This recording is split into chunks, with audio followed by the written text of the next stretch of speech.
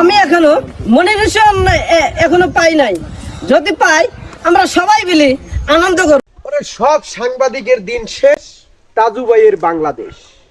তাজু ভাই ভাইরাল, তার কোনো যোগ্যতা নাই, তার কথা বলার স্টাইল নেই, তার কোনো শিক্ষাগত যোগ্যতা নাই, তার চেহারাও অতটা সুপরিচিত বা একেবারে ফ্রেশ না, ভালো না, এবং দেখতেও অতটা হাই না, স্মার্ট না, কিন্তু তবুও সে ভাইরাল।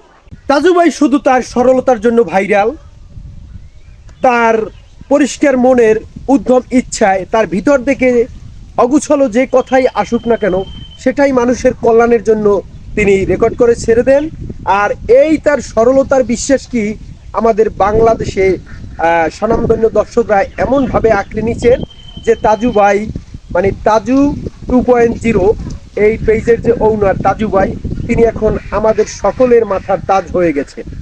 যাই হোক, তাজু ভাইয়ের জন্য অবশ্যই শুভকামনা, তার জন্য দোয়া ও ভালোবাসা, কারণ তার অর্থনৈতিক দিক অতটা ভালো না।